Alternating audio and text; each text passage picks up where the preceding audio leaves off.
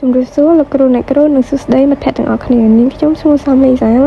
រៀននៅថ្នាក់ទី 12A នៃសាលាវិទ្យាល័យសេរីសុភ័ណ្ឌថ្ងៃនេះខ្ញុំលើកយកមកវិជ្ជាភូមិវិទ្យាដែលបង្រៀនដោយលោកគ្រូជីសុធីមកបង្ហាញត្រង់ចម្ពោះទី1លក្ខខណ្ឌកម្ពុជាមេរៀនទី1ទម្រង់ប្រជាសាស្ត្រកម្ពុជាប្រធានបទតើនយោបាយប្រជាជនកម្ពុជាស្មើគ្នាដែរឬទេនិងចូលពន្យល់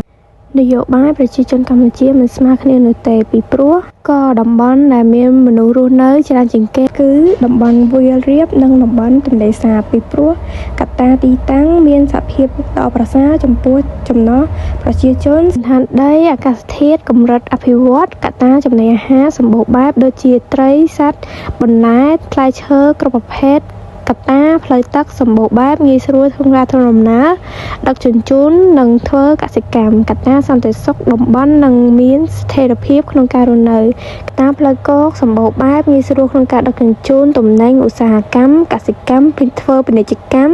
កត្តាដីសម្បូរដីមានជីជាតិក្នុងការធ្វើកសិកម្មកត្តាហេដ្ឋារចនាសម្ព័ន្ធសម្បូរបែបដូចជាផ្លូវថ្នល់មន្ទីរពេទ្យវត្តអារាមសាលារៀនទីផ្សារអគ្គិសនីទឹកស្អាតកត្តាសេដ្ឋកិច្ចប្រមូលផ្ដុំដោយវិស័យឧស្សាហកម្មកសិកម្មពាណិជ្ជកម្មទេសចរណ៍ធនាគារហិរញ្ញវត្ថុ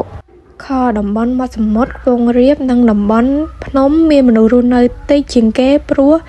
កត្តាទីតាំងពុំប្រសើរដល់ចំណោះប្រជាជនកត្តាហេដ្ឋារចនាសម្ព័ន្ធមានមិនគ្រប់គ្រាន់ផ្លូវថ្នល់សាលារៀនមន្ទីរពេទ្យទឹកស្អាតអគ្គិសនីទីផ្សារកត្តាសន្តិសុខមិនសូវមានសន្តិសុខកត្តាជំងឺជាតំបន់ដែលសម្បូរទៅដោយជំងឺឆ្លងគ្រុនចាញ់កត្តាសេដ្ឋកិច្ចមិនសូវរីកចម្រើនវិស័យកសិកម្មឧស្សាហកម្មពាណិជ្ជកម្មធនាគារហិរញ្ញវត្ថុជាចុងក្រោយនាងខ្ញុំសូមអរគុណលោកគ្រូអ្នកគ្រូសិស្សានុសិស្សដែលបានទស្សនាវីដេអូនេះពីដើមរហូតដល់ចប់សូមអរគុណ